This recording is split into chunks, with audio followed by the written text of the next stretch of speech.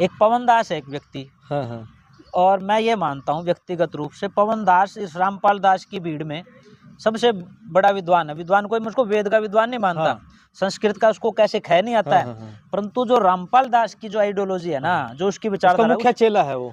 मुख्य चेला है, और रामपाल दास के बाद सबसे बड़ा हम्म। मतलब वो जानकार है। बाकी हाँ तो ये सारे वैसे लटके छोड़ बांधे हाँ हाँ घूम रहे हाँ। हैं। उसको पवन दास को पूरी जानकारी है।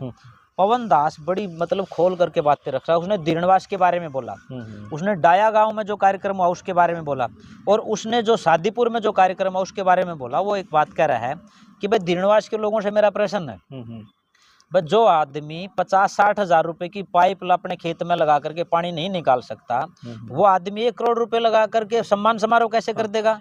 फिर वो व्याख्या करता है 1 करोड़ रुपए कैसे। मैं अभी आपके इसी क्वेश्चन पर आने वाला था कि हाँ। आप तो धीरणावास से काफी जुड़े हुए हैं, आपका गुरुकुल भी चलाते हैं वहाँ पे, क्या वह गांव इतना बड़ा सम्मान समारोह कर सकता है? नहीं, वो छोटा सा गांव है। हाँ। और उसमें भी सब लोग नहीं होते। हाँ। वो क्या है, वो जो पवन दास बता रहा है ना, मैं वही बात पूरी कर रहा हूँ। पवन दास कह रहा है कि दीनवास गांव में, मैं नहीं कह रहा, पवन दास की मैं बात कही कर रहा हूँ, जो आज रामपाल दास का सबसे बड़ा चेला है, और जो उसका जो खास करके उसके सेवक अनुयायी पक्ष है ना, उसमें सबसे महत्वपूर्ण आदमी है वो कह रहा है कि जो आदमी 60 हजार रुपए की पाइप नहीं ला करके अपने निकाल सकते, वो इस 1 करोड़ रुपया सम्मान समारोह में कैसे लगा देंगे?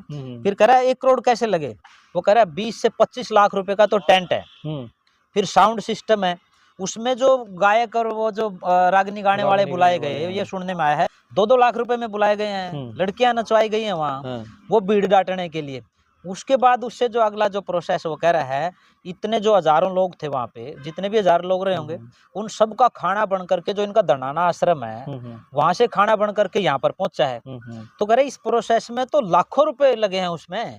तो वो पैसे जो आदमी, जो लोग 60 हजार की व्यवस्था नहीं कर सकते, वो 60 लाख की व्यवस्था कैसे कर लेंगे?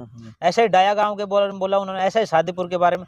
तो वो पवन दास कहता है कि ये इनका प्रोपेगेंडा है, ये सारा का सारा खर्च जो है रामपाल दास का जो सतलोक आश्रम बोलते हैं, उसकी जो मैनेजमेंट है, उसके लोग सारा का सारा खर्च कर रहे हैं, वो तो सिर्फ नाम ले रहे हैं। और इनके जो अनुयायी हैं, हर जगह दनाना जो इनका आश्रम है, वहां से बसे भर के सीधा उस प्रोग्राम तो में मतलब कि दो फाड़ हो चुके हैं रामपाल दास का। हाँ, 2 फाड़ हो गए। एक तो पवन दास है जो इसका वैचारिक उत्तराधिकारी है, और एक है परिवार। ठीक है। परिवार की ये स्थिति है हर्षित जी, परिवार को जब रामपाल दास जो है जेल में नहीं था, तो वो पवन दास ही बता रहे कि उनको कभी आने भी नहीं देते थे वहाँ। कहते थे कि तुम अलग अपना काम करो, मेरा परिवार से कोई लेना देना नहीं। रामपाल दास के बारे में, परिवार के लोगों के बारे में कह रहे कि परिवारों का कुछ लेना देना नहीं था। परंतु वो जो बरवाड़ा कांड हुआ, उसमें थोड़ा परिवार एक्टिव हुआ। परिवार के लोग कह रहे कि उसके ऊपर काबिज हो गए सारा का सारा। उनको ये हो गया ना कि भाई जेल में जाएगा तो ये साम्राज्य फैला हुआ है, इसको कौन संभालेगा? उस साम्राज्य को संभालने के लिए एक तरफ परिवार एक्टिव हो गया, एक तरफ मैंने जैसे बताया कि पवन दास, जिसके फॉलोवर्स हैं, अच्छे फॉलोवर्स हैं उसके पास, और रामपाल दास का वैचारिक उत्तराधिकारी है वो। इनमें 2 ग्रुप बन गए, एक अपने विचार के लिए लग रहा है, दूसरा प्रॉपर्टी के लिए लग रहा है। तो ये जो सतलोक आश्रम वाले हैं, ये इनका ये प्रयास है कि रामपाल दास को बेल मिल जाए तो हम लोग सारा उसका जो मुख्य जो चीज़ें हैं ना, उसको अडॉप्ट करके हम अपने उसमें प्रयोग कर सकें।